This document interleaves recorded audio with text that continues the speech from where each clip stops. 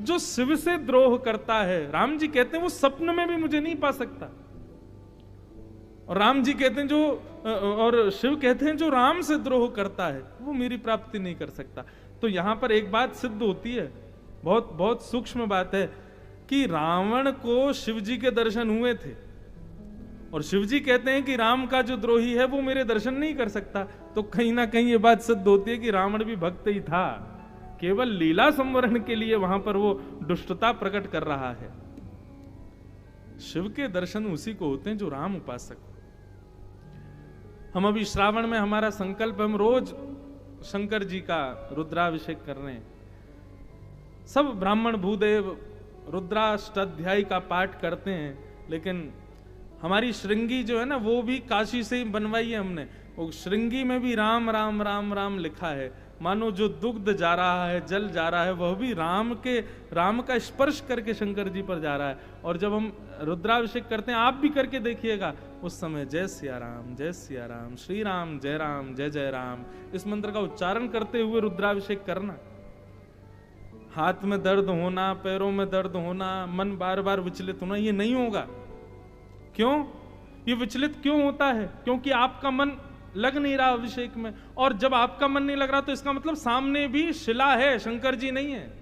लेकिन जब आप राम नाम उच्चारण करके रुद्राभिषेक करोगे तो आपका मन लगेगा, और आपका मन तभी लगेगा जब सामने शिव हो। तो राम नाम उच्चारण करोगे तो सामने शिला नहीं, शिव ही आकर के उस अभिषेक को स्वीकार करते हैं। तो प्रसंग कुछ ऐसा है, शायद सुना हो आपने, कि श्रीमन नारायण नित्य सहस्त्र दल कमल शंकर जी को अर्पित करते हैं। 1000 कमल रोज चढ़ाते हैं शंकर जी को। कभी नील कमल लाते हैं, कभी गुलाबी कमल लाते हैं, कभी स्वर्ण कमल लाते हैं, कभी चांदी के कमल लाते हैं, कभी रत्नों के कमल लाते हैं। इस प्रकार कमल विविध विविध प्रकार के लाकर के शंकर जी को 1000 कमल अर्पित करते हैं नारायण। एक बार शंकर जी आनंद करने लगे। अच्छा, यहां पर ये दोनों एक दूसरे के दास भक्त भी हैं, एक दूसरे के मित्र भी हैं, एक दूसरे के प्रेमी भी हैं, एक दूसरे के ईश्वर भी हैं, सब कुछ हैं। तो एक बार शंकर जी ने लीला की कि नारायण 1000 कमल चढ़ा रहे थे, प्रत्येक कमल चढ़ा रहे थे। तो इतने में ही शंकर जी ने ऐसी लीला की, उस सहस्त्र कमल में से एक कमल को गायब कर दिया। गिनती चल रही थी, जैसे ही 999 कमल हुए, नारायण ने जैसे ही कमल उठाया तो वहां तो सब उठा ही नहीं। नारायण विचार करने लगे, बोले कमल कहां गया भैया, आज हमारा एक कमल कम रह गया, हमारा नियम पूर्ण नहीं हो पाएगा सहस्त्र कमल का। अनंत विचार किया, क्या करें, कैसे जाएं, बीच में उठ के जा नहीं सकते, अपने नियम पूर्ण भी करना है। तभी भगवान के हृदय में भाव आया, हमारे भक्त हमको कमल नयन कहकर के पुकारते हैं। हा? कमल की उपमा भगवान के प्रत्येक अंग को दी जाती है। तो श्रीमन नारायण ने विचार किया, हमारा प्रत्येक अंग कमल है, तो मतलब हमारे नेत्र भी कमल है। 2 नेत्र हैं, एक नेत्र से देखा जा सकता है, यहां एक कमल की कमी पड़ रही है, तो चलो आज एक नेत्र ही शिव जी को अर्पित कर देते हैं। और जैसे ही श्रीमन नारायण अपना नेत्र अर्पित करने का भाव मन में लाने लगे, इतने में ही महादेव प्रकट हो गए, और प्रकट होकर के नारायण को हृदय से लगा लिया, और जो कमल छुपाया था वो हाथ में देते, बोले नहीं नहीं यही चढ़ा दीजिए, और आज मैं घोषणा करता हूं। नारायण बोले कैसी घोषणा? बोले शिव भक्तों में अग्रगण्य यदि कोई है तो वो श्रीमन नारायण है, आपसे ऊंचा हमारा भक्त कोई नहीं है, आप हमारे सबसे ऊंचे भक्त हो। श्रीमन नारायण और भगवान शिव ने एक दूसरे को हृदय से लगाया। तब शंकर जी ने प्रार्थना की, बोले नाथ एक विनती है। बोले क्या? बोले जैसे हमने आपको अपने भक्तों में अग्रगण्य बताया, ऐसे ही आप भी अपने भक्तों में हमको अग्रगण्य बताओ। हमने आपको श्रेष्ठ बताया अपने भक्तों में, अब आप भी अपने भक्तों में सबसे पहले हमारा नाम लिख दो। नारायण बोले ये संभव नहीं है। जब आपने हमको भक्ताग्रगण्य बना दिया तो भक्त भगवान को भक्ताग्रगण्य कैसे बना सकता? आप भगवान हो, हम भक्त हैं, ये संभव नहीं है, हम आपको नहीं बना सकते। तो शंकर जी थोड़े से उदास हो गए, बोले ये तो आपकी चाल हो गई नाथ, आपने खुद को भक्त शिरोमणि बना करके और हमको फंसा दिया, अब हमको नहीं बना रहे हो। तब शंकर जी की उस विकलता को, शिव की उस विकलता को नारायण ने मन में विचार किया, कभी ना कभी तो हम पूर्ण करेंगे, कभी ना कभी तो इसकी श्रेष्ठता होगी। और ये कब हुई? जब सती और शिव दोनों कथा सुनकर के जा रहे थे, तो शंकर जी के हृदय में भावना आई कि जिन राजकुमार की मैं कथा सुनकर के आया हूं, जिन मेरे रघुनंदन श्री राम की मैं कथा सुन के आया हूं, उनका मैं दर्शन करूं।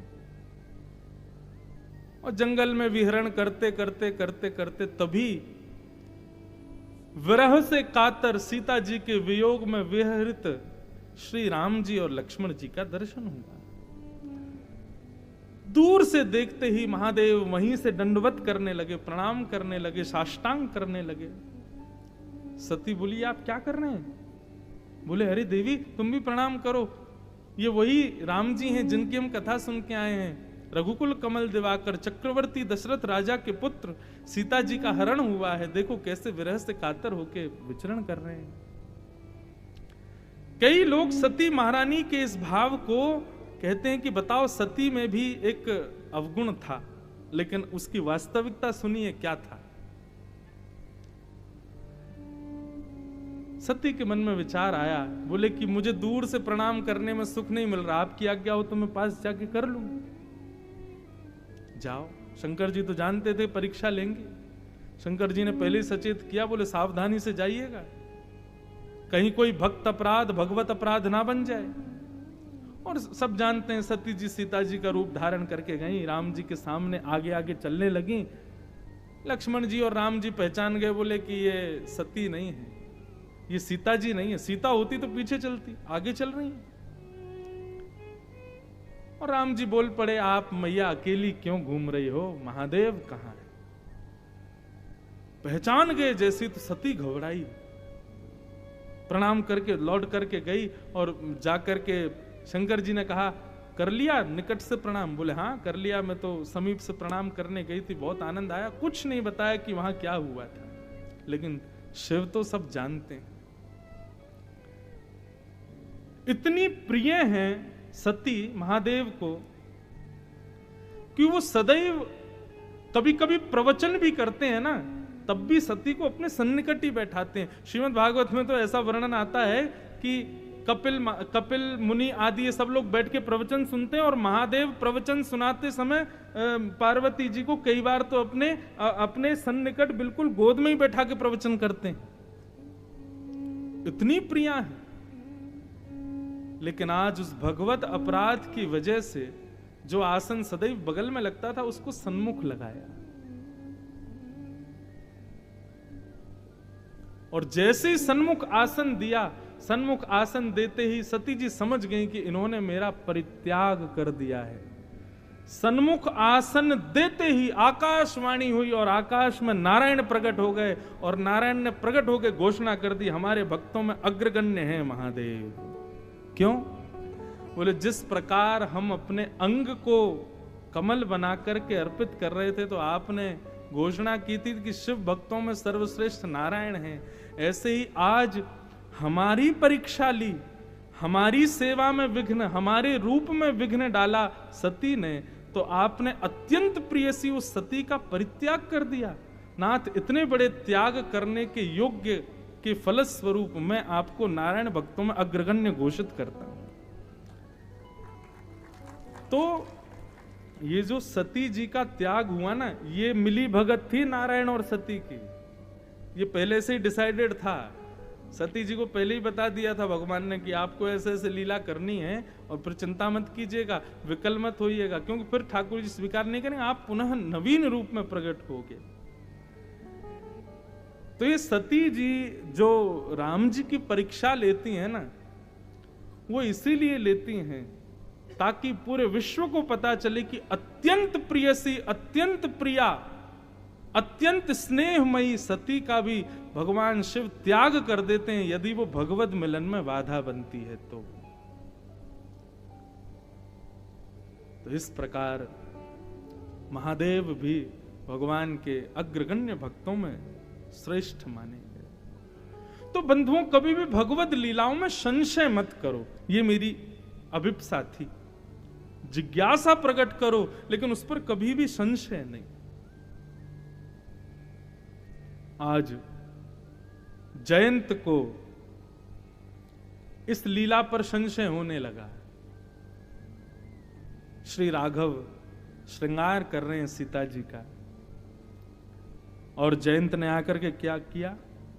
सीता चरण चोंच हति भागा, मूड मंद मति कारण कागा। किशोरी जी के चरणों में चोंच मार करके और श्रमित किया जानकी जी को उस जयंत ने। श्री राघव श्रृंगार करने के बाद में पौड़े हुए थे श्री जानकी जी की गोद में, तभी देखा कि कुछ पीछे से कुछ स्पर्श हो रहा है जल जैसा। उठकर के राम जी ने जैसे ही देखा रक्त की धार किशोरी जी के चरणों से, तभी देखा ये कैसे हुआ। तभी पास देखा तो वहीं एक कौवा, एक काग चोंच मार करके थोड़ा हटा ही था। राम जी को रोष आया और रोष में भरते ही वहीं कुटिया के फूंस के एक सीख को निकाल करके उसी को ही रोषित होकर के पीछे छोड़ दिया। सब जानते हैं कथा, पूरे ब्रह्मांड में दौड़ा महाराज, तीनों लोकों में गया और कहां तक गए? धरि निज रूप गए पितु पाही। औरों के पास गया, यही नहीं अपने पिताजी के पास गया, इंद्र के पास गया, लेकिन राम विमुख राखा ते नाही। राम विमुख पुत्र को जानकर के इंद्र ने भी उसको स्वीकार नहीं किया। तीनों लोकों में दौड़ रहा है जयंत, लेकिन राम जी के द्वारा छोड़ा गया रोष बाण उसके पीछे दौड़ रहा है। सब जगह विचरण करता करता करता जैसे ही भाग रहा था, तभी उसको नारद जी मिले। नारद देखा विकल जयंता, नारद देखा विकल जयंता। लागी दया को मल चेत संता, लागी दया को मल चेत संता।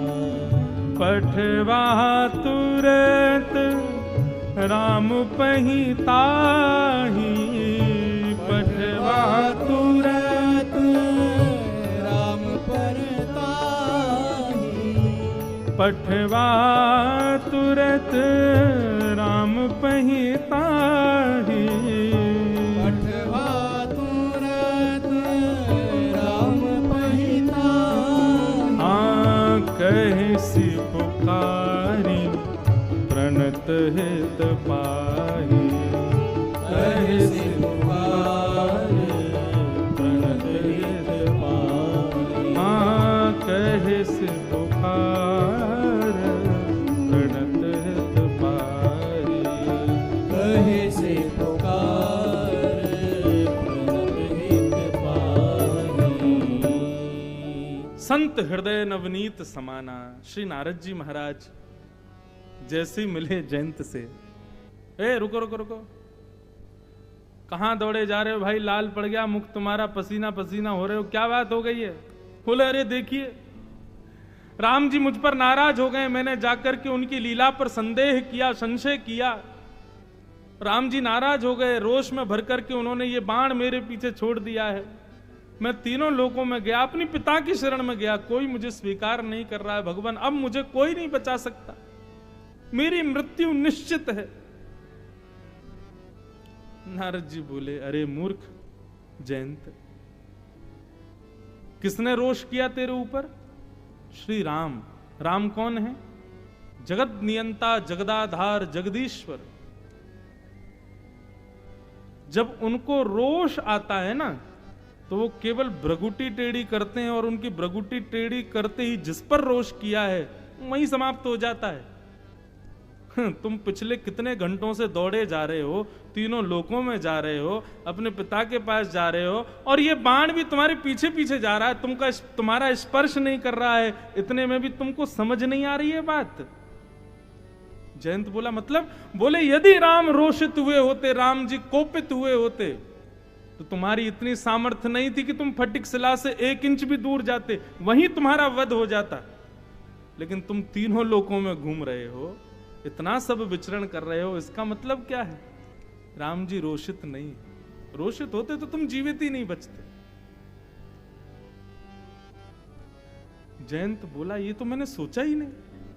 बोले और नहीं तो हम यही तो बताना चाह रहे हैं, राम जी क्रोधित नहीं है, बस तुमने थोड़ा सा उद्दंड किया है, तो थोड़ा सा तुमको केवल एक पिता तुल्य, एक गुरु के समान थोड़ा सा दंडित करने के लिए थोड़ा क्रोध किया है। वो रोषित हो जाए तो तुम जीवित रह सकते हो। जयंत बोला अब क्या करूं फिर मैं?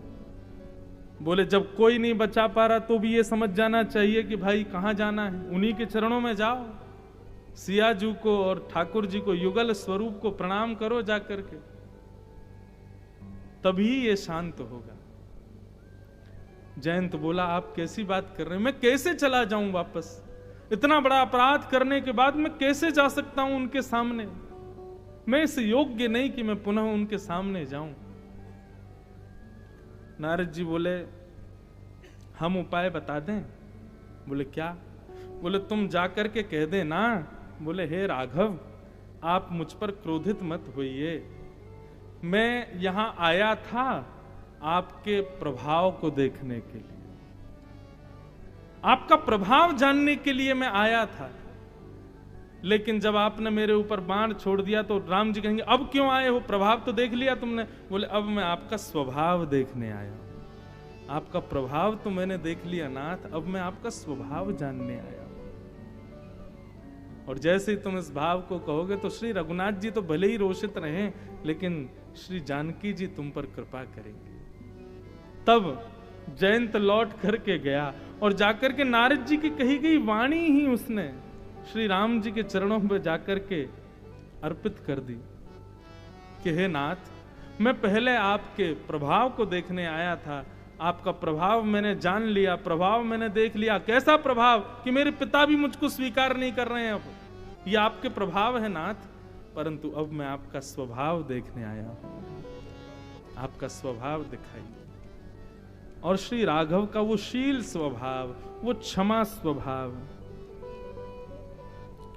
कीन मोह बस द्रोह यद्यपि तेहि कर वध उचित।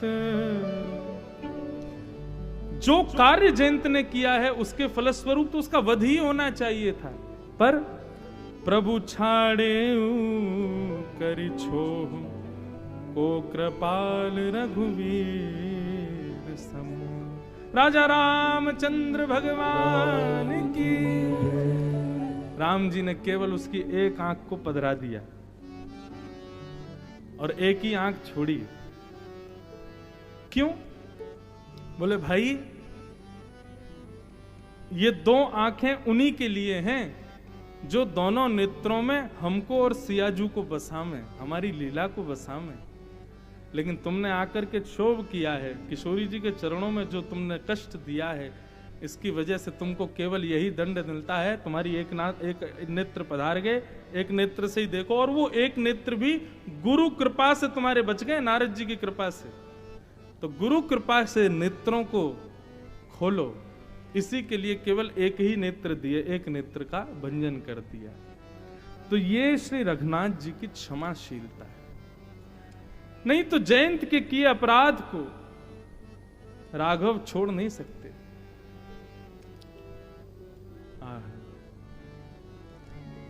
श्री राघव के स्वभाव को हम बारंबार प्रणाम करते हैं, ऐसा मधुर स्वभाव।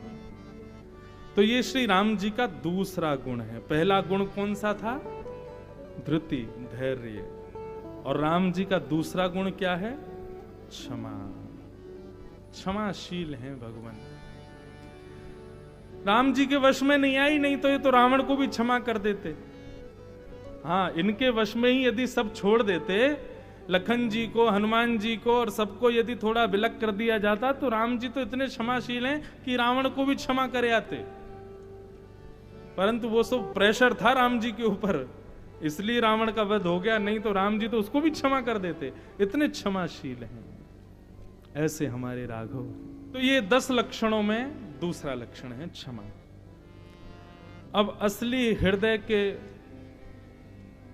एक बात कहें, चित्त के चोर ठाकुर जी नहीं है, चित्त के चोर तो ठाकुर जी के भक्त हैं। ठाकुर जी की लीला सुनकर के आप प्रसन्न हो जाओगे, लगेगा कि इनको चित्त दे दें। हाँ, ऐसा कहें, ठाकुर जी की लीला सुन के लगेगा इनको चित्त दे दें, लेकिन उनके भक्तों की लीला सुनकर के चित्त देने के लायक रहोगे नहीं, क्योंकि वो चोरी अपने आप ही हो जाएगा, अपने आप ही चित्त उनके पास चला जाएगा। ऐसे हमारे श्री राघव के भक्त हैं। तो आज जैसा कि हमने कहा कि नित्य हम अलग अलग पात्रों के विषय में सुनेंगे, आज ऐसे ही एक अद्भुत पात्र के केंद्र में लेकर के फिर हम चर्चा को आगे तक लेके चलेंगे। और वो पात्र कौन है? जो सबसे ज्यादा श्री राम जी के सन्निकट रहे हैं। कि लक्षण धाम सुराम प्रिय, सकल हेतु आधार, गुरु वशिष्ठ तेहि राखियो, लक्ष्मण नाम उदार। बोलो श्री लखन भैया की जय। श्री लक्ष्मण जी, आज लक्ष्मण जी के भाव को केंद्र में लिया जा रहा है। आज भी मैं कथा में आ रहा था तो एक भैया आए, बोले महाराज जी भरत चरित्र कब आएगा? कोई बोले हनुमान जी का चरित्र कब आएगा, कोई बोले सीता जी का कब आएगा। वास्तव में आपने श्री लखन जी का चरित्र सुना ना, तो आप शायद कहो कि महाराज जी 7 दिन यही सुनाओ अब तो। ऐसे हमारे श्री लखन जी हैं। लक्ष्मण, 2 गुण हैं लक्ष्मण जी के। पहला सेवा और दूसरा जीवाचार्य। लक्ष्मण जी आचार्य हैं। जो सेवा कर रहा है वही आचारत्व करना। आचार्य का मतलब क्या होता है? दूसरों को भी सेवा सिखाने वाला, वो आचार्य। दूसरों को भी ज्ञान देवे, दूसरों को भी भगवत सन्मुख करावे, दूसरों को भी योग्य बनावे, वो आचार्य। लक्ष्मण जी के 2 गुण प्रधान हैं, पहली सेवा और दूसरा आचारत्व। यदि किसी व्यक्ति को भगवत सेवा निपुणता से सीखनी हो तो श्री लक्ष्मण जी के आश्रित हो जाओ। ऐसी सेवा, हनुमान जी भी कहीं नहीं कहीं पीछे ही रहते हैं लक्ष्मण जी से। लक्ष्मण जी ऐसे जीवाचार्य। इसीलिए कलिकाल में भगवान की आज्ञा से वही श्री लखनलाल जी, वही श्री लक्ष्मण जी आचार्य के रूप में, श्री रामानुजाचार्य के रूप में प्रकट हुए, मानवों को भक्ति मार्ग दिखाने के लिए। ऐसे श्री लक्ष्मण जी वो साधारण नहीं है। दुनिया में हर व्यक्ति की परछाई काली होती है। आप खड़े हो जाओ सूर्य के नीचे तो आपकी परछाई कैसी होगी? काली होगी। लेकिन एकमात्र हमारे राघव ऐसे हैं जिनकी परछाई गोरी है, और राम की परछाई श्री लक्ष्मण है, गोरी परछाई राघव की। ऐसे हमारे श्री लखनलाल जी, वो जीवाचार्य हैं। आज उन्हीं के मंगल भाव को हम लोग श्रवण करें। और क्रम कुछ ऐसा है कि देखो, लाइव का समय तो है 7 बजे तक, पर यदि कथा हमारी 7 बजे तक पूर्ण नहीं हुई तो हम आगे भी करते रहेंगे। आस्था पे भले ही 7 बजे पूर्ण हो जाए, हमारे भक्ति पथ पे तो चलती रहेगी जब तक हम बैठे रहें। क्यों भाई, 10 बजे तक करें? तो अच्छा, ये भी एक बात है कि कथा अपने समय से ऊपर जावे तो समझो श्रोता वक्ता दोनों देहाभिमान शून्य हो गए हैं, दोनों को अपनी देह की सुध नहीं है। और कथा अपने समय पे पूरी हो जाए तो समझ जाना गर्मी लग रही है। लेकिन एक बात सत्य बताएं, ठीक है, जो भी थोड़ा बहुत आप लोगों को ऐसा लग रहा गर्मी सी हो गई, लेकिन कथा में तत्पर हो जाओ, आपको अनुभव ही नहीं होगा। यह भी देखो, शंकर जी परख रहे हैं आप सबको। जितने पंखा झल रहे हैं यो करके और जितने ऐसे ऐसे कर रहे हैं, उन सबको शंकर जी परख रहे हैं। बोले बेटा तुम्हारा ध्यान अभी भी हवा पे ही जा रहा है, कथा में तल्लीन हो जाओगे पता ही नहीं चलेगा कि स्थिति क्या है। श्री लक्ष्मण जी, लक्ष्मण जी का जब प्रादुर्भाव हुआ, चारों भैया का एक साथ हुआ, तो एक कवि ने 4 पंक्तियां लिखी लक्ष्मण जी के भाव के ऊपर, कितनी सुंदर। जैसे ही चारों भाइयों का जन्म हुआ, जन्म होते ही चारों भाइयों को ले जाकर के सुव्यवस्थित स्थानों पर लिटाया गया। पालने में लखन व राम जी लिटाए गए, पालने में लखन व राम जी लिटाए गए, लेटते ही करुणा सदन चुप हो गए। राम जी तो शांत हो गए, लेकिन लक्ष्मण जी अभी भी रो रहे हैं। भरत जी भी शांत हो गए, शत्रुघ्न जी भी शांत हो गए, राम जी भी शांत हो गए। 1-1 मिनट का ही अंतर है। अब वो विद्वानों को ज्यादा पता होगा कितने समय का अंतर है, लेकिन एक ही दिन हुए हैं चारों। सब शांत हो गए, लेकिन लक्ष्मण जी शांत नहीं हो रहे। सब विकल हो गए, व्याकुल हो गए। भैया कहा भयो, ये लक्ष्मण जी शांत क्यों नहीं हो रहे हैं? राजवैद्य आए, कई रोग ना बता सके तो, कई राजवैद्य आए, कोई रोग नहीं बता पा रहा है कि भैया क्या रोग हुआ है। ज्योतिषी भी करके यतन चुप हो गए। ज्योतिषियों ने भी नक्षत्र आदि देखे, भैया ये बालक रो क्यों रहा है, लेकिन कोई भी बता नहीं पा रहा कि लक्ष्मण जी रुदन क्यों कर रहे हैं। सबने आ करके अपनी अपनी योजनाएं कर ली, लेकिन लक्ष्मण जी शांत नहीं हुए। तब अंत में गुरु वशिष्ठ आए, और श्री गुरु वशिष्ठ ने आकर के सब लक्ष्मण जी की कांति को देखा। चंद मिनटों का बालक, वो उसका रूप भी अच्छे से निखर के नहीं आता, लेकिन गुरु वही जो शिष्य के आव भाव से पता कर ले। वशिष्ठ जी ने कोई दीक्षा बाद में चल करके राम आदि बालकों को दी, ऐसा नहीं। वशिष्ठ जी तो जन्म से ही गुरु हैं। देखते ही पहचान गए लक्ष्मण जी के हृदय का भाव क्या है। और फिर गुरु ने उठाए और लखन को, लक्ष्मण जी को गुरु जी ने उठाया, और जो राम जी के बगल में ही लेटे थे उनको राम के चरण में लिटाए तो लखन चुप हो गए। जैसे ही लखन जी को उठा करके उनके सर को राम जी के चरण की ओर किया, सोई लक्ष्मण जी शांत हो गए। रामायण में तो वर्णन आता है कि लक्ष्मण जी रोते ही रहते हैं, रोते ही रहते हैं। तभी सुमित्रा मैया आके क्या करती है, लक्ष्मण जी को उल्टा लिटा देती है। तो उल्टा जैसे ही लेटते हैं, उल्टा मतलब सर को नीचे करते हैं, जैसे ही नीचे करते हैं तो राम जी के चरण लक्ष्मण जी के मुंह के पास आ जाते हैं। तो लक्ष्मण जी राम जी के चरण के अंगूठे को मुंह में लेके उसी को ही चूसते चूसते सो जाते हैं। ऐसा स्नेह है लक्ष्मण जी का श्री राम जी के प्रति। हम आज तक राम कथा सुनते आए, रामचरित्र देखते हैं तो लक्ष्मण जी को सदैव रौद्र दिखाया जाता है, लक्ष्मण जी को अत्यंत वीर रूप में दिखाया जाता है। लेकिन अगर आप मानस जी उठा करके देखेंगे तो सबसे ज्यादा वंदना तुलसीदास जी ने लक्ष्मण जी की है। और वे वहां बार बार वर्णन करते हैं कि ऐसे करुणा के रूप हैं श्री लक्ष्मण जी।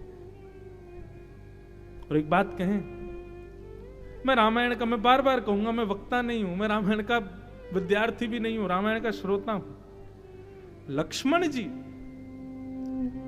पूरे रामचरित्र में रोषित केवल तब होते हैं जब राम जी से कोई कुछ कहता है। उसके अन्यत्र लक्ष्मण जी कभी रोषित नहीं होते, कभी क्रोधित नहीं होते। ऐसे श्री लखन जी हैं जो बाल्यकाल से ही, बिल्कुल बाल अवस्था से ही श्री रामचरण अनुरागी, राम जी के चरणों के प्रेमी। वर्णन आता है भैया, जब राम जी लक्ष्मण जी वशिष्ठ जी के साथ में जनकपुर गए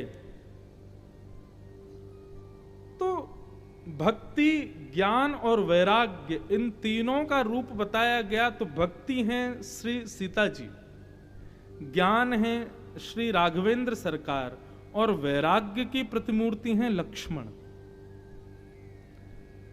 ऐसे विरक्त वैरागी श्री लक्ष्मण जी वो जनकपुर में जाकर के कहते हैं कि मुझको फूलों की बगीचा देखने, मुझको जनकपुर देखना है, मुझे जनकपुर देखने की इच्छा हो रही है। वही लक्ष्मण जी जो पिता के अथाह वैभव को छोड़ के चले जाते हैं, भैया के बार बार कहने पर भी राज सिंहासन को स्वीकार नहीं करते, ऐसे विरक्त भाव में वैराग्य भेष में रहने वाले लक्ष्मण जी जनकपुर में जाकर के कह रहे हैं कि हमको जनकपुरी देखनी है। क्यों? ये जीवाचार्य हैं, आचार्य हैं ना, इनके मन में भाव आया, बोले भैया अरे जनकपुर वासियों, साक्षात जगत नियंता जगदाधार राम रूप धारण करके आपकी पुरी में पधारे और आप लोग इनका दर्शन नहीं कर रहे हो, इनको प्रणाम नहीं कर रहे हो, इनको वंदन नहीं कर रहे हो। आचार्य का तो यही स्वभाव कि प्रत्येक भक्त ठाकुर को प्रणाम करे। तो लक्ष्मण जी को यह व्याकुलता हो रही है कि भैया ये जनकपुर के लोग हमारे राम जी को प्रणाम क्यों नहीं कर रहे। अब उनको कौन बताए कि भाई जहां जानकी जी बैठी, जहां किशोरी जी हैं, वहां ठाकुर जी को ज्यादा पूछते थोड़े ही हैं लोग। हमारे वृंदावन में भले ही मंदिरों में बिहारी जी, राधा रमन जी बैठे हैं, लेकिन हर जीव के मुख में राधा राधा राधा यही नाम उच्चारित रहता है। जहां साक्षात किशोरी जी बैठी हैं वहां ठाकुर जी को कौन देखे।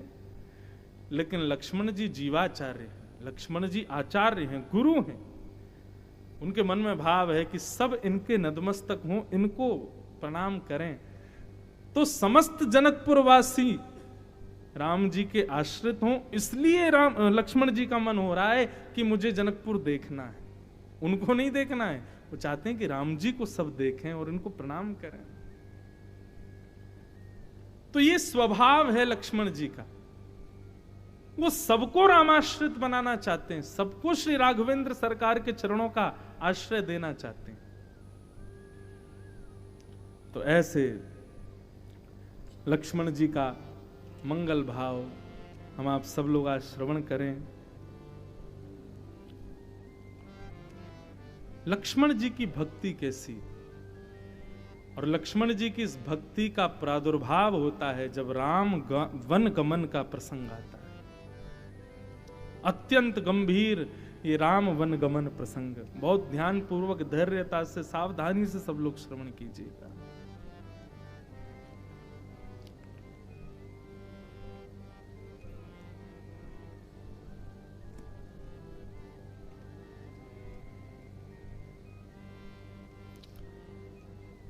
सब लीला हो गई।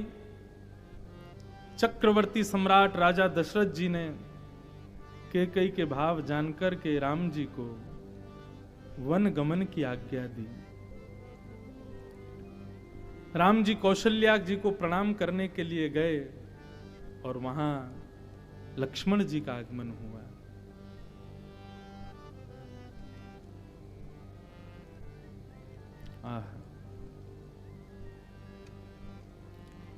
लक्ष्मण जी को देखते ही राम जी उनसे कहते हैं, असजिय जानी सुनहु सिख भाई, करहु मात पितु पद सेवकाई। हे लक्ष्मण, अहिर भैरव, भैरवी,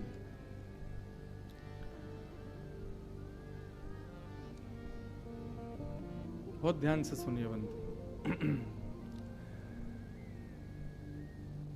राम जी कहते हैं, लक्ष्मण, सारा वृत्तांत बताया, पिताजी की आज्ञा मानकर के मैं वन में जा रहा हूं। भरत और शत्रुघ्न दोनों नानी के घर गए हैं। पिता की आज्ञा मानकर के मैं वन में जा रहा हूं। पिता विकल अवस्था में हैं, इसलिए वे राज शासन तो नहीं संभाल पाएंगे। मेरी अनुपस्थिति में सब कुछ यहां बहुत विचलित हो जाएगा, इसलिए लक्ष्मण मैं आज्ञा देता हूं, माता पिता गुरु सबकी सेवा करना।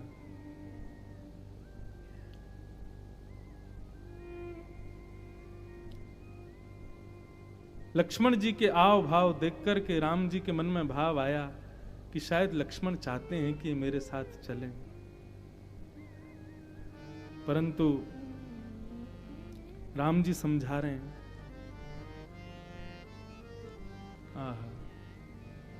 मैं बन जाऊं तुम ही ले साथा, होई सब ही विधि अवध नाथा,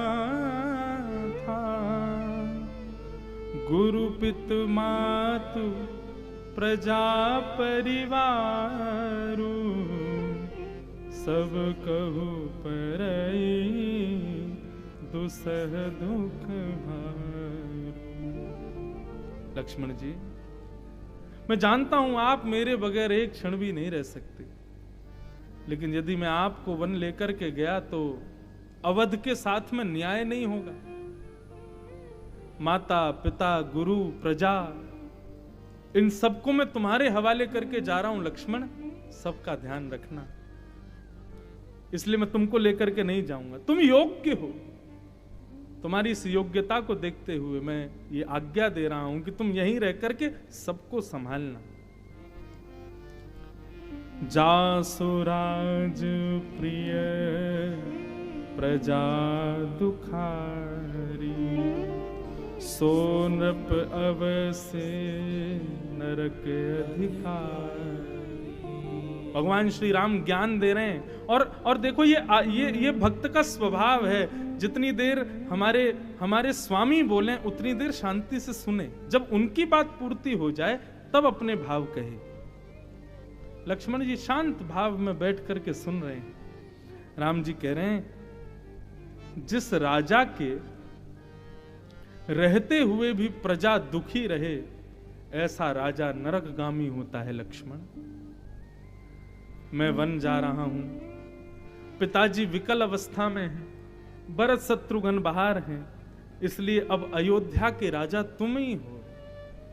इसलिए प्रत्येक कण और प्रत्येक व्यक्ति, पूरी अवध की जिम्मेवारी तुम्हारे ऊपर है। तुम्हारे रहते हुए अयोध्या दुखी नहीं होनी चाहिए, नहीं तो राजा के होते हुए प्रजा दुखी हो तो वो नरक अधिकारी होता है, उसको नरक जाना पड़ता है लक्ष्मण। ठीक वैसा ही प्रसंग लग रहा है मुझे, क्योंकि मैं भागवत का वक्ता हूं ना। जब गोपियां अपने अपने घर को छोड़ करके रास विहार करने के लिए श्याम सुंदर के सामने खड़ी हैं, सब कुछ त्याग करके आ गईं, और वहां श्याम सुंदर उनको वापस घर जाने की आज्ञा देते हैं। उस समय गोपियों की जैसी स्थिति थी वैसी अभी लक्ष्मण जी की लग रही है। नरक जाना पड़ेगा यदि आपके रहते हुए भी प्रजा का पालन नहीं हुआ तो। रहु तात सी नीत विचारी, सुनत लखन भय व्याकुल भारी। राम जी ने जब कहा, लक्ष्मण तुमको यहीं रहना है, माता पिता गुरु चरण कमलों की सेवा करनी है, और मैं बड़ा भाई हूं, मेरी आज्ञा का पालन करो। और सब प्रकार का ज्ञान भगवान राम ने लक्ष्मण जी को दिया। लक्ष्मण जी व्याकुल हो गए, और व्याकुल होकर के हाथ जोड़ के कहते हैं, भगवान अब आज्ञा हो तो मैं कुछ कहूं। राम जी बोले, कहो।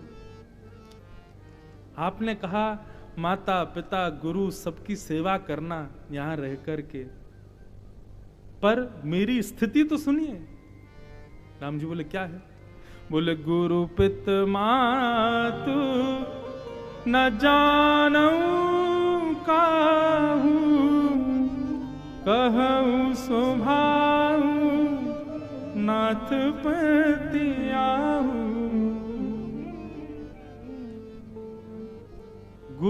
माता पिता भाई या जो भी संबंध संसार के हैं नाथ, मैं इनको नहीं जानता। मैंने सबके रूप में आपको ही स्वीकार किया है। आप ही मेरे गुरु हो, आप ही मेरी मां हो, आप ही मेरे पिता हो, आप ही मेरे सर्वस्व हो नाथ। यदि आप कहते हैं कि माता पिता गुरु की सेवा करो, तो जब सब आप ही हो तो यहां रहकर के मैं किसकी सेवा करूं?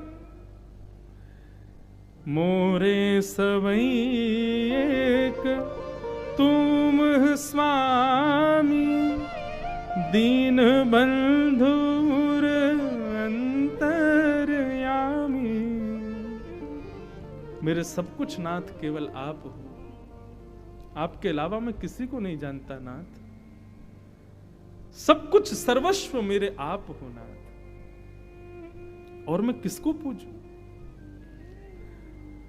और रही बात, ये तो था चलो मेरा आपके प्रति मातृभाव, पिता भाव, गुरु भाव, भाई भाव, जो भी भाव आप समझो। लेकिन जब बात आप दूसरी करते हैं कि मैं एक राजा हूं और ये सब मेरी प्रजा है, प्रजा की रक्षा करना, प्रजा का ध्यान रखना एक राजा का कर्तव्य होता है, और यदि राजा ऐसा नहीं करता तो वो नरकगामी होता है। तो नाथ मेरी एक छोटी सी बात और सुनिए। लक्ष्मण जी कितनी सुंदर बात कहते हैं।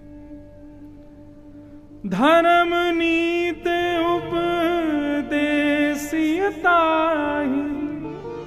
कीरति भूति सुगति प्रिय जाहि। मन क्रम वचन चरण रत होई, कृपा सिंधु परि हरिय किसोई। लक्ष्मण जी कह रहे हैं भगवान,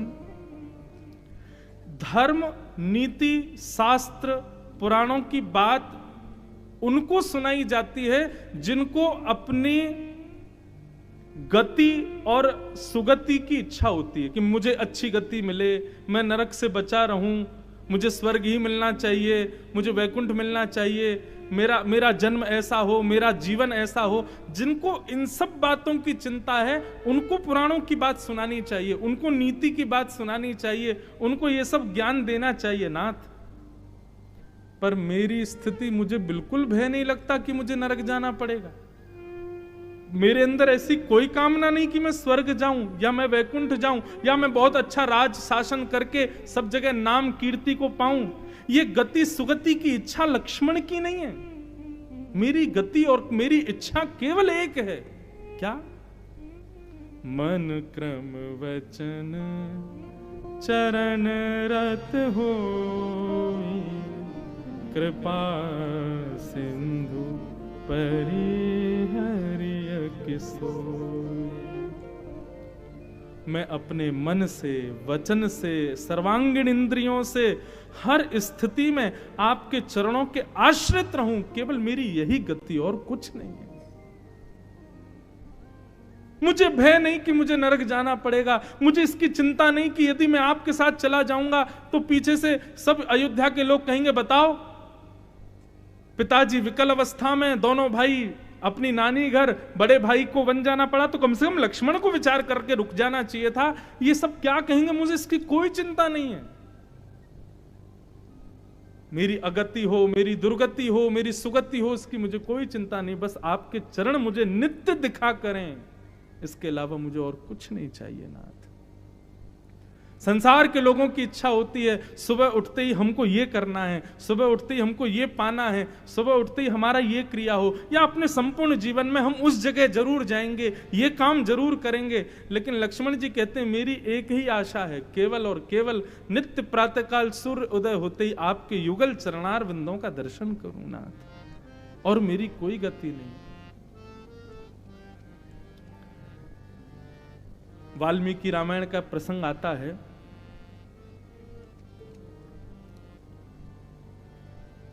लक्ष्मण जी से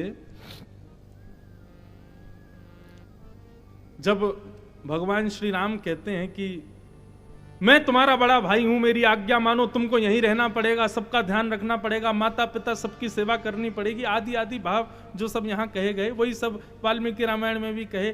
वाल्मीकि रामायण का एक प्रसंग बहुत छूता है मेरे हृदय को।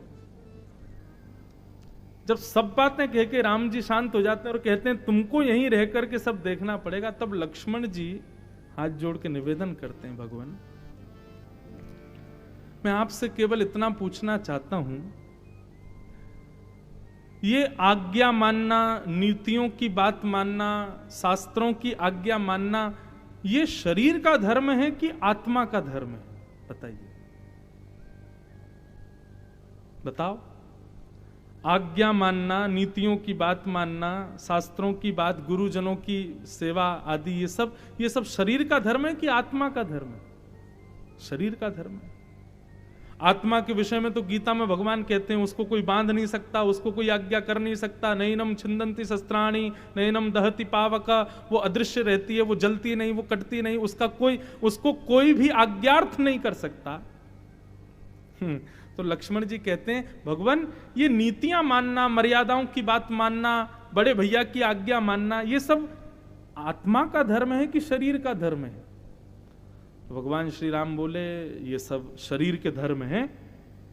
आज्ञा मानना, सेवा करना, योग्यताएं बनाना, राज शासन करना आदि आदि। तो भगवान फिर ठीक है, इस प्रकार नीति शास्त्र और बड़े भाई की आज्ञा मानना यदि शरीर का धर्म है तो शरीर आपकी आज्ञा मानेगा और ये अयोध्या में ही रहेगा।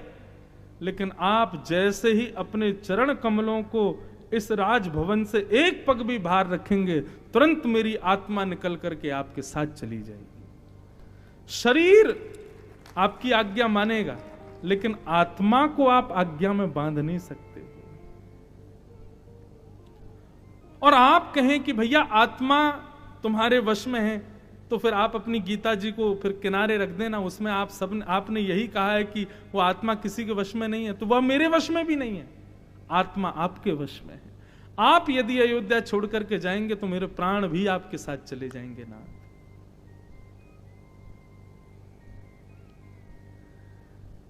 इसलिए नाथ मुझे छोड़ करके मत जाइए।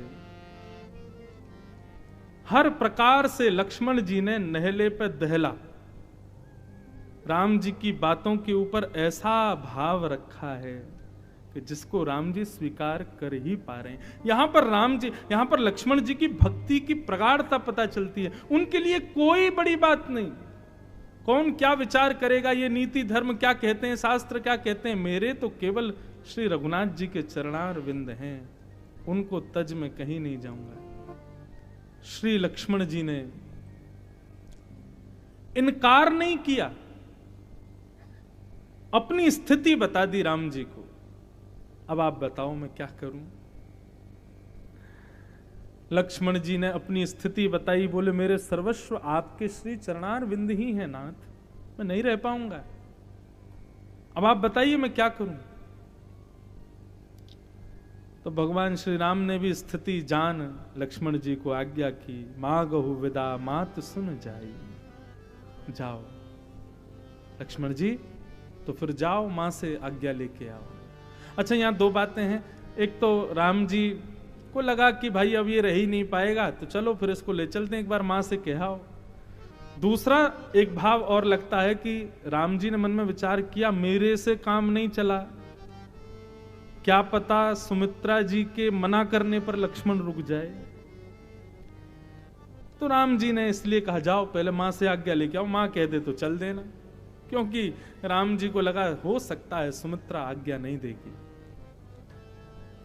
लेकिन रामायण में एक पात्र को आप विशेष समझोगे ना, भाई इससे ऊंचा तो कोई है ही नहीं, अगले पात्र को देखोगे तो पिछला वाला फीका लगता है। ये रामायण की विशेषता है, हर पात्र एक से ऊंचा ही मिलता है। और जब लक्ष्मण जी को कहा जाओ मां से आज्ञा लेकर के आओ, तो लक्ष्मण जी थोड़े से सकुचा गए, बोले कि ये राम जी आपने ठीक नहीं किया, अब ये मां की आज्ञा लेने की। बोले नहीं नहीं, मां की आज्ञा लेके आओ। मागत विदा सबय सकुचाही, जाय संग विधि कहहि कि नाही। डरने लगे कि क्या पता मैया आज्ञा देगी कि नहीं। मन में भयभीत होकर के धीरे धीरे जैसे ही सुमित्रा जी के कक्ष में पहुंचे हैं श्री लखन जी, और जाकर के चरणों में प्रणाम करके सब वृत्तांत बताया और कहा, मां, प्रभु श्री राम और भाभी जानकी, मां जानकी वन में जा रहे हैं 14 वर्ष के लिए, मैं आज्ञा लेने आया हूं, क्या मैं जा सकता हूं? ये बात सुनकर के सुमित्रा जी का ताम्र वर्ण हो गया, लाल आंखें पड़ गईं। बोले, तू सच में मेरा ही पुत्र है लक्ष्मण? बोले, मां ऐसा क्यों कहती हो आप? मैं तो केवल आज्ञा मांगने आया हूं। बोले, तू वास्तव में मेरा ही पुत्र है? बोले, ऐसा क्यों कह रही हो मां, बताओ तो। सुमित्रा जी कहती हैं कि तात तुम्हारी मात वही देही, पिता राम सब भांति स्नेही। अरे लक्ष्मण, तुम मुझसे आज्ञा मांगने के लिए क्यों आया है? मुझे संशय हो रहा है तेरे ऊपर। क्यों? बोले, तेरी मां तो स्वयं जानकी जी हैं, श्री किशोरी जी ही तेरी मां है और श्री राम ही तेरे पिता हैं। मैंने तो केवल तुझे जन्म दिया है, जन्म लेने के बाद से तू सदा उन्हीं के चरणों में रहा है, तो फिर आज मुझसे आज्ञा मांगने के लिए क्यों मेरे सामने बैठा है? तेरी जननी जानकी जी हैं। प्रसंग आता है बंधुओं, जब राम जी का विवाह हुआ और श्री जानकी जी पधारी ना, तो जानकी जी की मुंह दिखाई हो रही थी। सबसे पहले कौशल्या जी गईं और मुंह दिखाई में उन्होंने श्री राघव का हाथ दे दिया। बोले, मेरे हृदय में सबसे अमूल्य वस्तु मेरे राम है, मैं ये देती हूं। सीता जी को दिया। कैकेयी जी आई तो कैकेयी जी ने मुंह दिखाई में कनक भवन बनाकर के सीता जी को दिया।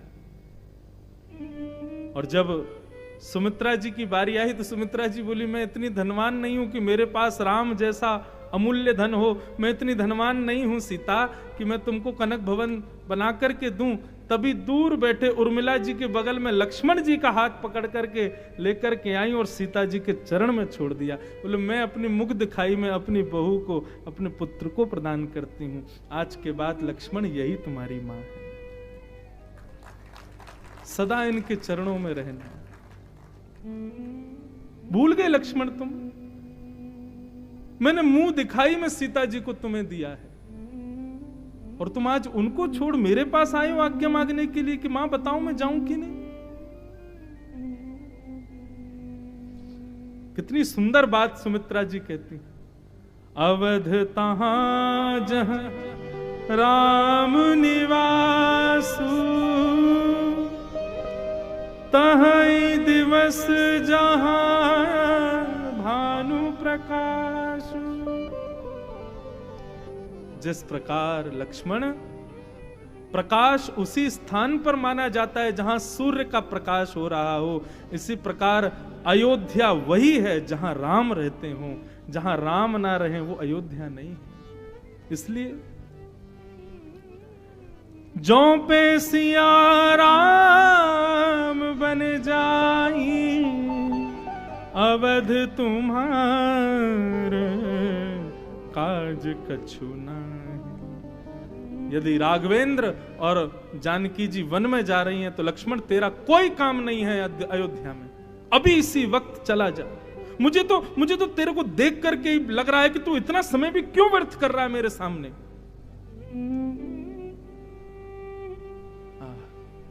बंधुओं,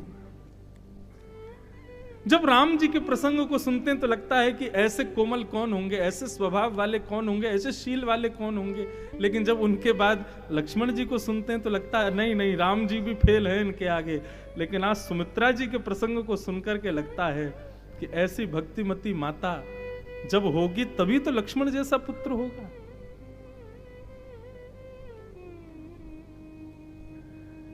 और सुमित्रा जी क्या कहती हैं, लक्ष्मण सब कैकेयी को कोस रहे हैं इस वक्त कि कैकेयी ने ऐसा वरदान क्यों मांगा। लेकिन मैं तुझे एक बात कहूं लक्ष्मण, तू कैकेयी को भी प्रणाम करके जाना। क्यों?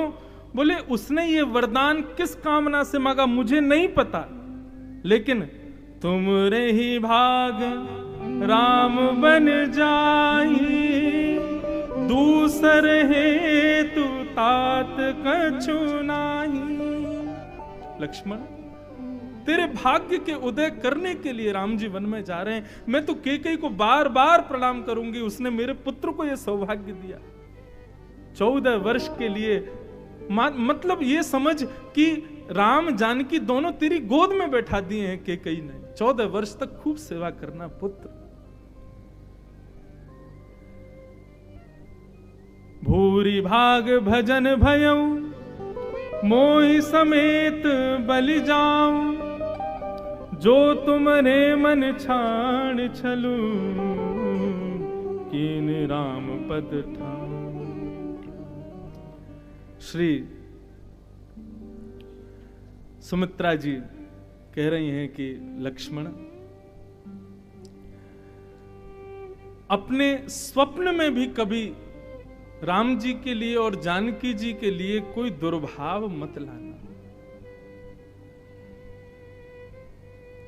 कभी भी अपने हृदय में कोई भी उनके प्रति किसी भी प्रकार का कोई दुष्भाव प्रकट मत होने देना। लक्ष्मण जी बोले, मां आप कहती हो कि मैं दुर्भाव हृदय में लाऊंगा, ठीक है, जितनी देर मैं जागृत अवस्था में रहूंगा उतनी देर दुर्भाव मेरे हृदय में नहीं आएगा, लेकिन आप कहती हो स्वप्न में भी दुर्भाव मत लाना।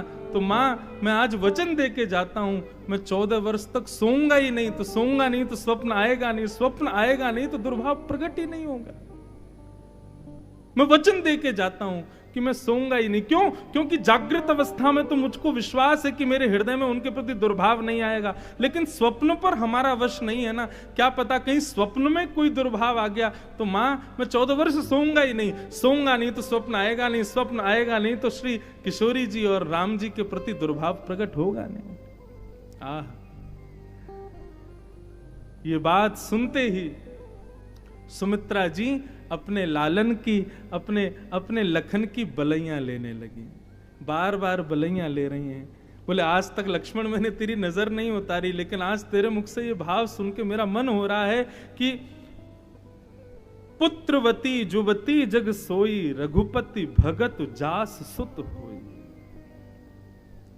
पुत्र को जन्म देने के बाद में माता अपने आप को बहुत सौभाग्यशाली मानती है कि मैंने पुत्र को जन्म दिया, लेकिन सुमित्रा जी कह रही हैं पुत्र को जन्म देना सौभाग्य की बात नहीं है। माताओं ध्यान से सुनना, पुत्र हो और वह भी रामचरण अनुरागी हो तो आप सौभाग्यशाली हो।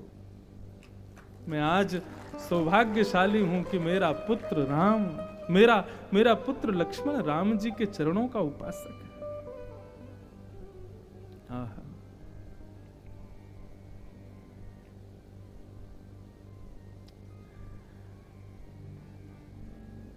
सुमित्रा जी अद्भुत हैं बंधु।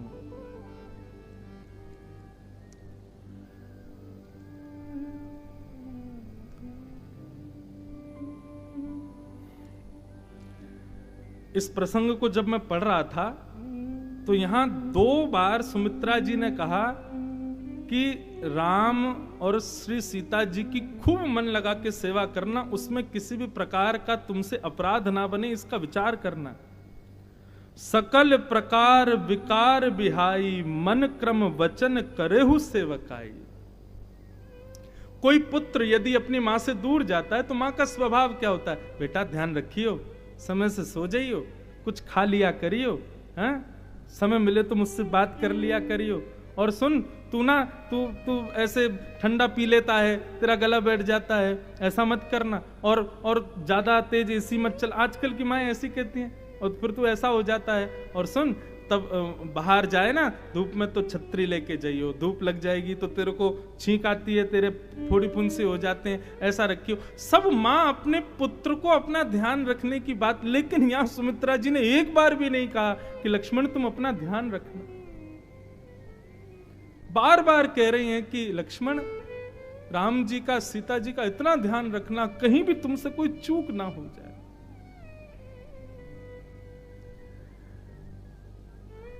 और बंधुओं, सुमित्रा जी का भाव तो उस समय पता चलता है जब लक्ष्मण जी को शक्ति लगी थी, और उस समय हनुमान जी महाराज संजीवनी बूटी के भाव से पूरा पर्वत लेकर के जा रहे थे। भरत जी महाराज ने जब देखा कि दक्षिण की ओर कोई बानर जा रहा है, कोई राक्षस है, इतना बड़ा पर्वत लेकर के जा रहा है, ऐसा तो नहीं कहीं जाकर के फेंक दे, पूरे नगर के नगर को ध्वस्त कर दे, कहीं ये हमारे राम लखन भैया के ऊपर तो आक्रमण करने नहीं जा रहा। भरत जी ने तुरंत अपना बाण निकाल करके संधान करके हनुमान जी को भेदित किया। जैसे ही हनुमान जी गिरे, राम राम राम राम राम मुख से शब्द प्रकट हुआ। दौड़ करके भरत जी गए, सब अयोध्यावासी वहीं खड़े हो गए। भरत जी ने ले जाकर के गोद में बिठाया, बाण को निकाला, बोले अरे ये कोई राम भक्त है, औषधि आदि दी, तब जाकर के थोड़े सचेत हुए। भरत जी ने पूछा कौन हो भैया तुम, और तुम दक्षिण की ओर क्यों जा रहे हो? तब हनुमान जी ने सब बात बताई, युद्ध चल रहा है, लक्ष्मण जी को शक्ति लगी है। भरत भैया मुझे सूर्य उदय से पहले पहले पहुंचना है, नहीं तो लक्ष्मण जी के प्राण संकट में आ जाएंगे। राम जी मेरी प्रतीक्षा कर रहे होंगे। ये शब्द जैसे ही बोला हनुमान जी ने, सुमित्रा जी आ गईं, और सुमित्रा जी आकर के बोलती हैं, ए बानर राज, तुम जाकर के राम जी से कहो लक्ष्मण के प्राणों की ज्यादा चिंता ना करे। हमारी बहू जानकी वहां रावण के यहां बंदी बनकर के बैठी है। यदि राम जी को आवश्यकता है तो मैं अभी शत्रुघ्न को भी भेज रही हूं, वो जाकर के उनके साथ में युद्ध करेगा। लक्ष्मण की प्राणों की फिक्र मत करो, मेरा दूसरा पुत्र भी बैठा है, वो जाकर के राम जी की वहां पर रक्षा करवाएगा। लेकिन हमारी बहू जानकी वो इतनी कोमला है, वो कहां पुष्प वहां अशोक वाटिका में बंदी बनकर के रावण के यहां बैठी हैं, तुम उनको मुक्त करवा करके लाओ। सुमित्रा जी स्पष्ट कहती हैं लक्ष्मण के प्राणों की चिंता ना करे, राम को जाकर के बोल देना, और जरूरत पड़ रही है तो मैं अभी शत्रुघ्न को भी भेजती हूं, वो जाकर के युद्ध करेगा। सुमित्रा जी के इस भाव को सुनकर के कौशल्या जी खड़ी हो गई, बोले ए बानर राज, इन्होंने नहीं दिया है लक्ष्मण को मुझसे लेकर के राम गया है। राम से जाकर के कह देना बिना लक्ष्मण के यदि आए तो अयोध्या में प्रवेश ना करे, लक्ष्मण को संग लेकर के आवे। मैंने दिया है लक्ष्मण को, राम अकेला जा रहा था, मैंने भेजा है लक्ष्मण को, मुझसे मांग करके गया है लक्ष्मण। और इन अयोध्या वासियों की बात सुनकर के वहां हनुमान जी के नेत्रों से गंगा यमुना बह रही है। आज तक तो श्री राघव के सुंदर भाव देखे थे, लेकिन आज उन्हीं को जन्म देने वाली माताएं, उन्हीं के संग रहने वाली माताएं, उनको लालन पालन करने वाली माताओं के जब भाव देखे तो हनुमान जी नतमस्तक होते हैं, बोले प्रणाम है मां, मेरे राम को राम आप लोगों ने बनाया है। कैकेयी जी आकर के कहती हैं दशरथ जी के युद्ध में मैंने सहायता की थी, राम से बोल देना जाकर के निडर हो जाए, जरूरत पड़ेगी तो मैं आऊंगी और आकर के उस रावण का विध्वंस मैं करूंगी। हमारी बहू जानकी सकुशल लौट करके आएगी, राम से कह देना बिल्कुल चिंता ना करे। भरत जी महाराज बोले हमने तुमको कष्ट दिया, लेकिन आओ अपने भक्ति भाव से हम तुमको अभी पहुंचा देते हैं। और सूर्य की इतनी हिम्मत नहीं है कि वो आपके पहुंचने से पहले उदित हो जाए। यदि सूर्य उदय भी हो रहा होगा और उस समय तक आप लंका नहीं पहुंचे, हमारे लक्ष्मण के प्राणों की संजीवनी बूटी उसको प्राप्त नहीं होगी, मैं सूर्य को भी दबोच दूंगा, नहीं है सामर्थ्य उसकी कि वो प्रकट हो जाए। आप जाइए लंका की ओर। ये है सुमित्रा जो अपने पुत्र के प्राणों की भी चिंता नहीं कर रही हैं।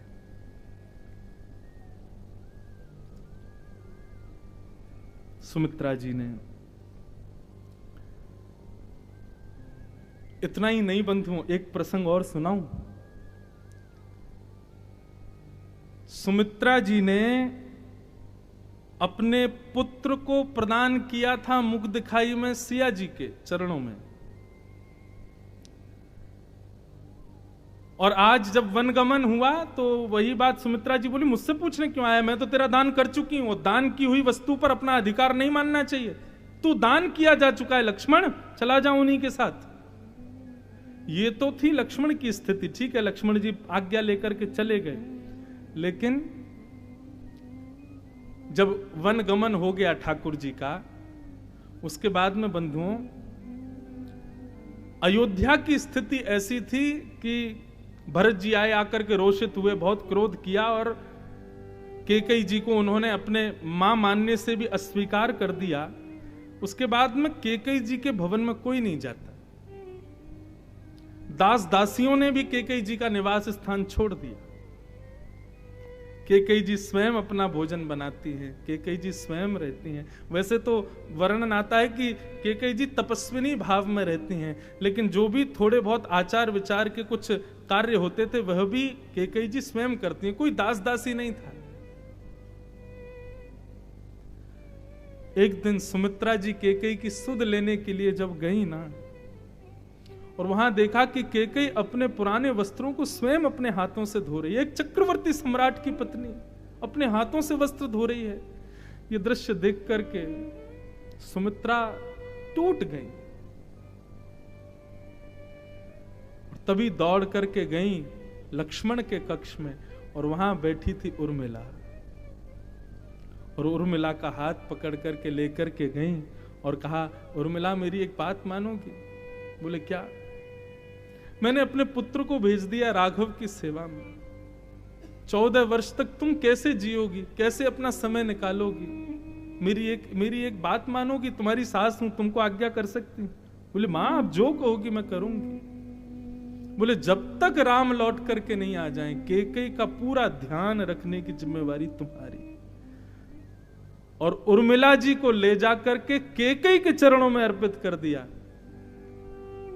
हे कैकेयी, आज से ये उर्मिला आपकी सेवा करेगी। इतना भव सागर में डुबो देने वाला प्रसंग है ये, कि जब राम जी लौट करके आए ना, सबके भवनों में गए, लेकिन जैसे ही कैकेयी के भवन में प्रवेश किया राम जी ने, तो क्या देखा, जहां तक मानव का सिर जाता है दीवारों पर, वहां तक कैकेयी के फर्श और दीवारों पर लाल लाल चिन्ह दिखाई दे रहे थे। राम जी बोले मां मैं पहले भी आपके भवन में आया हूं, परंतु इस प्रकार का दृश्य तो मैंने नहीं देखा। ये लाल लाल अंकित सिंदूर जैसा ये समस्त दीवारों पर, फर्शों पर, मणियों पर, खंभों पर, ये सब क्या है? तब कैकेयी जी उर्मिला जी का भाव बताती हैं। बोले लक्ष्मण के वियोग में उर्मिला मेरी सेवा में रहती थी, लेकिन जब सेवा पूर्ण हो जाती थी तो लक्ष्मण की याद में विकल होकर के अपने सर को इन दीवारों से मारती थी। क्योंकि लक्ष्मण शेषावतार है, पृथ्वी पर निवास करते हैं, तो रात्रि में जब लक्ष्मण की याद आती थी ना, तो इसी पृथ्वी को कुरेदने लगती थी हाथों से कि मैंने सुना है आप पूर्व जन्म के शेष हो, पृथ्वी में आपका निवास है, नाथ प्रकट हो जाओ ना, मुझे आपकी याद आ रही है। ये उर्मिला की स्थिति है।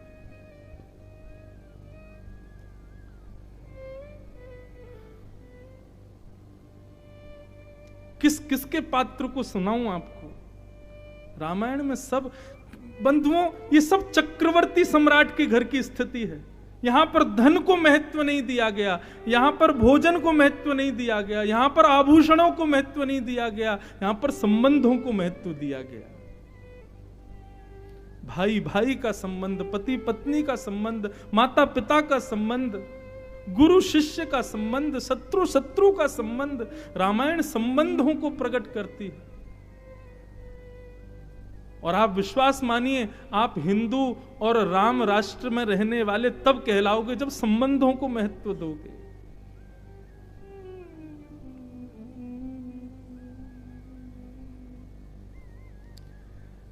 माता सुमित्रा से आज्ञा ले ली। सुमित्रा से आज्ञा लेने के बाद राम जी ने कहा लक्ष्मण उर्मिला से मिलके आओ।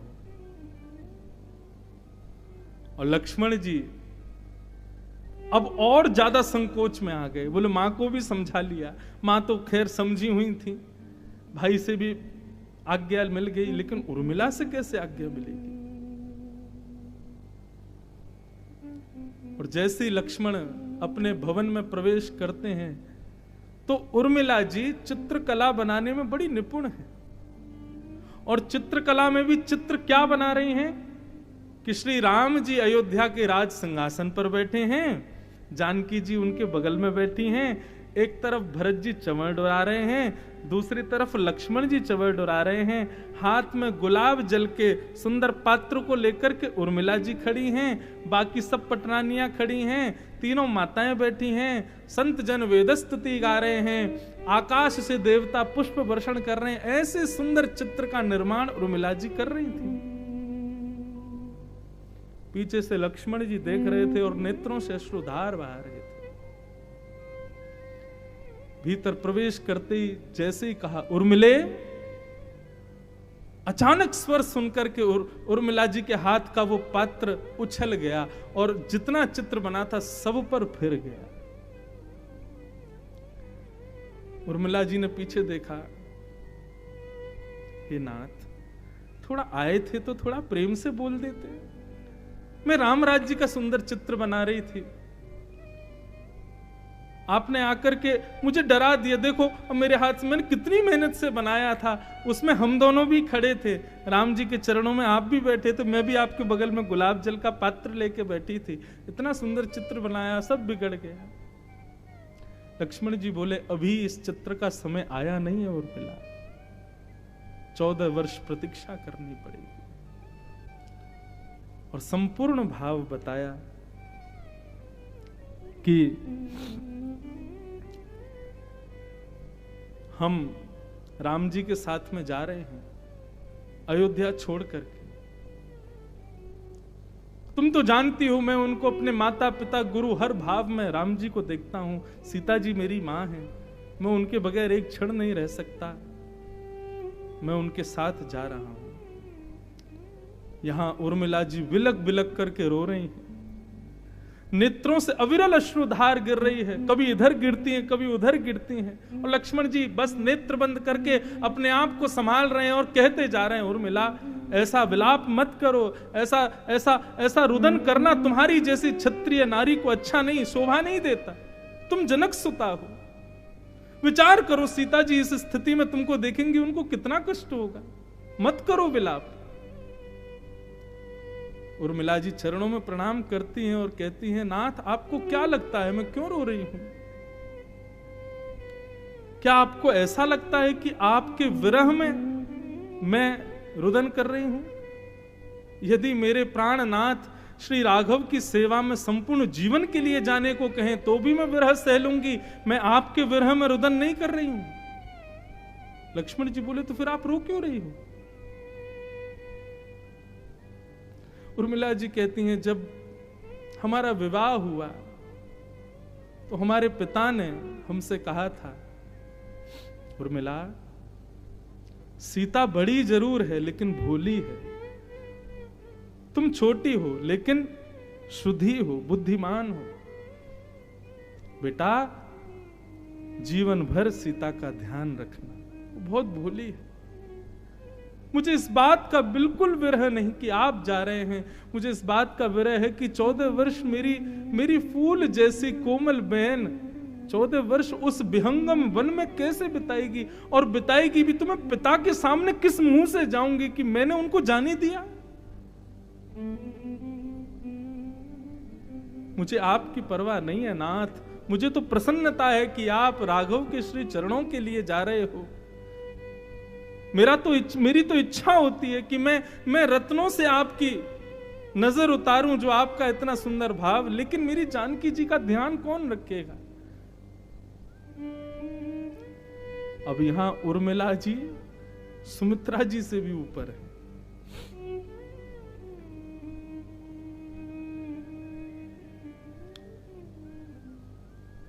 लक्ष्मण जी ने वचन दिया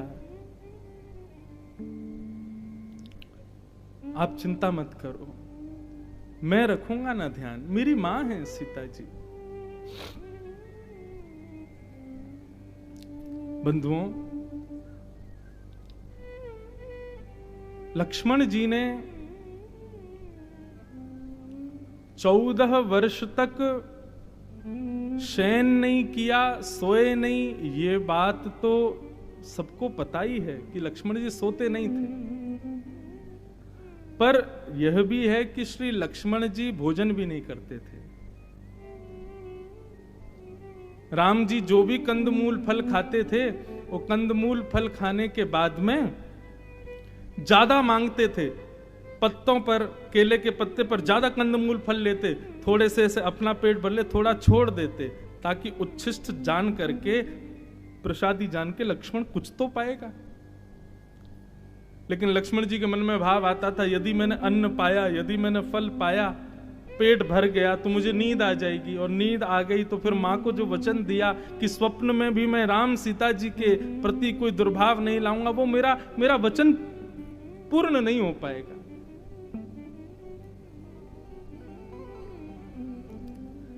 तो वर्णन करते हैं कि जब राम जी प्रसादी पाते थे तो प्रसादी पाने के बाद में थोड़ी सी प्रसादी छोड़ देते थे, और उस छूटी हुई प्रसादी को लक्ष्मण जी ले जाते थे। बहुत थोड़ा सा कुछ उसमें से ग्रहण करते थे, और वह भी नहीं करते थे कभी कभी। फिर केले के पत्ते को बांध करके उसमें कुछ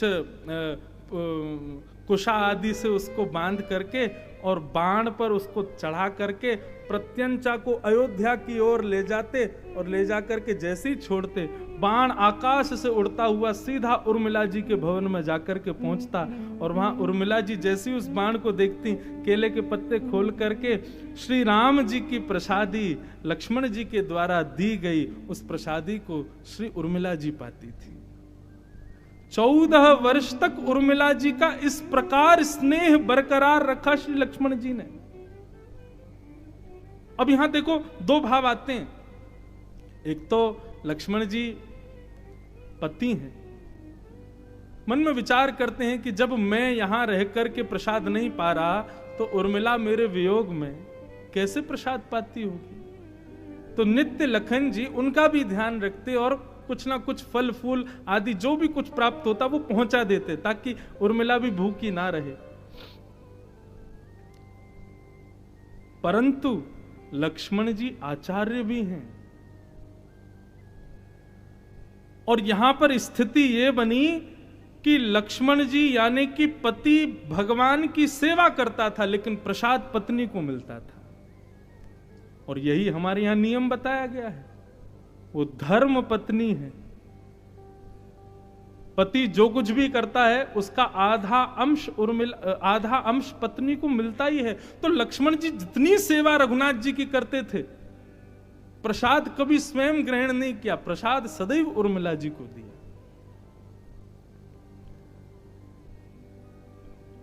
प्रसंग आता है कि जब राम जी और लक्ष्मण सब आदि लौट करके आए वापस, तो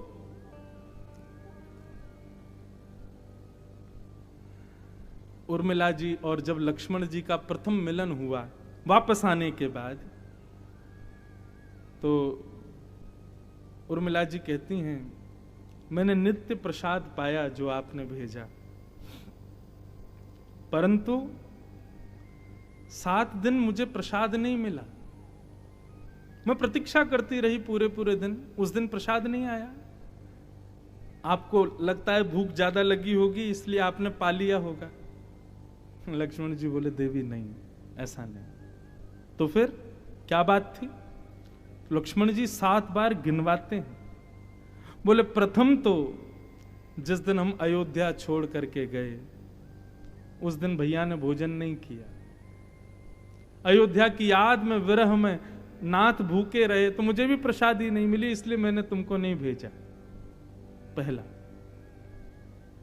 दूसरा, जिस दिन मुझे और भैया को पता चला कि चक्रवर्ती सम्राट पूज्य पिताजी अपने प्राण त्याग चुके हैं, उस दिन भी हम दोनों ने प्रसाद नहीं पाया।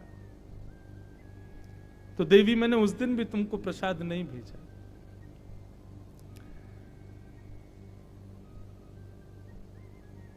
बाकी तीसरा, जब हमारी भाभी जानकी जी का हरण रावण ने किया, उस दिन भी व्याकुल अवस्था में प्रसाद की सुध नहीं थी, इसलिए हम दोनों ने प्रसाद नहीं पाया, मैं तुमको भी नहीं भेज पाया। फिर समुद्र से मार्ग मांगने के लिए 3 दिन तक हम प्रार्थना करते रहे, व्रत करते हुए, तो 3 दिन तक हमने तब भी प्रसाद नहीं पाया। 6 दिन हो गए, और 7वां बोले जिस दिन मुझे शक्ति लगी थी, मैं अचेत अवस्था में पड़ा था, मेरे प्राण संकट में थे, उस दिन भैया ने प्रसाद नहीं पाया, तो इसलिए मैं 7वें दिन भी तुमको नहीं भेज पाया। इस प्रकार पूरे 14 वर्ष में 7 दिन प्रसादी ना मिलने का भाव श्री लक्ष्मण जी बताते हैं कि मैंने तुमको क्यों प्रसाद नहीं भेजा। ये बात सुनते ही उर्मिला जी धन धन्य मानती हैं, लक्ष्मण जी के चरणों में प्रणाम करती हैं, बोले आपकी दृष्टि यदि किसी पर पड़ जाए ना तो सामान्य भी होगा, तो भी वह राम जी का भक्त हो जाएगा। मैं धन्य धन्य हूं कि मुझे पति रूप में आप मिले। कैसी आपकी भक्ति। बंधुओं, एक भाव और बताया जाता है कि जब राम जी लौट करके आए ना, तब नारद जी आते हैं, और नारद जी आकर के मंगलाशासन करते हैं राम जी का, और राम जी से कहते हैं, बोले भगवान एक बात बताएं, रावण को मारना कोई बड़ी बात नहीं थी, आदि आदि खरदूषण आदि और भी जो आपने राक्षस मारे, इनको मारना कोई बड़ी बात नहीं थी, परंतु हमारे छोटे भैया लखन जी ने जिस मेघनाथ को मारा, उसको मारना बहुत बड़ी बात थी। राम जी बोले मेघनाथ को मारने में ऐसी कौन सी योग्यता थी? बोले मेघनाथ को ब्रह्मा जी के द्वारा वरदान मिला था।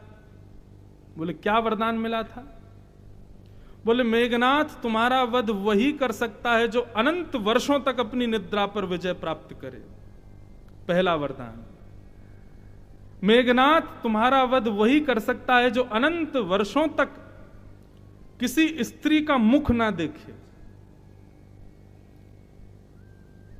तीसरा वरदान मेघनाथ को मिला था, मेघनाथ तुमको वही मार सकता है जो अनंत वर्षों तक व्रत करके अपने रसना को जीते और अन्न जल का त्याग करे, अन्न को सेवन ना करे, व्रत करे।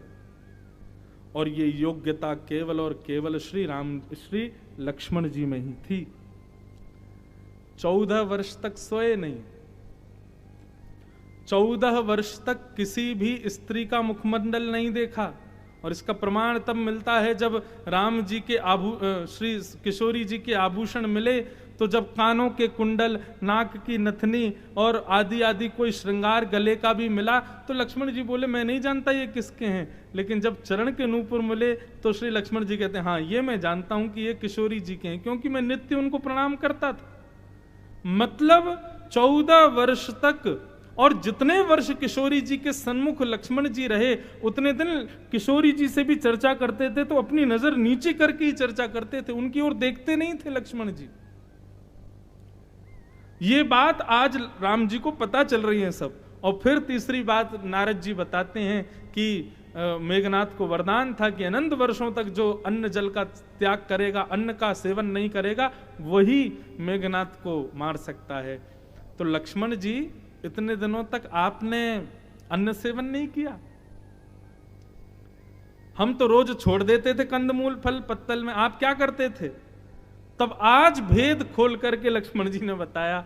बोले कि मुझे उर्मिला की चिंता होती थी कि वो पाएगी कि नहीं, दूसरा मुझे अपना नियम करना था कि भाई प्रसाद पाऊंगा तो नींद आ जाएगी, इसलिए मैं नित्य आप जो भी प्रसादी छोड़ते थे मैं उसको लता पत्रों में लपेट करके बाण के द्वारा उर्मिला के सन्मुख पहुंचा देता था।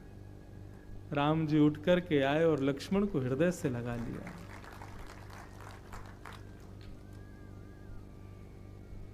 ऐसे हमारे श्री लक्ष्मण जी हैं। सोचा तो मैंने बहुत कि मुझे लक्ष्मण जी के ऊपर कोई भजन मिल जाए, कोई कीर्तन मिल जाए, कोई पद मिल जाए तो मैं आज लक्ष्मण जी के यश को गाऊं। लेकिन ऐसे भक्त स्वरूप श्री लक्ष्मण जी से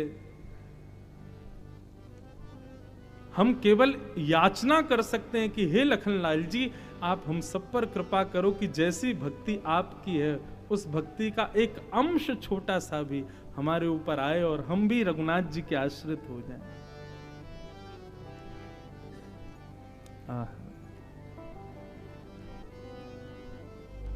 लक्ष्मण जी से प्रार्थना करें, क्योंकि वो आचार्य है ना, आचार्य पकड़ करके जहां ले जाए वही मार्ग हमारे लिए श्रेष्ठ। आचार्य की कृपा हो जाए। हमारी श्रीमद् भागवत कहती है, प्रयच्छति गुरु प्रीतो वैकुंठम योगी दुर्लभम।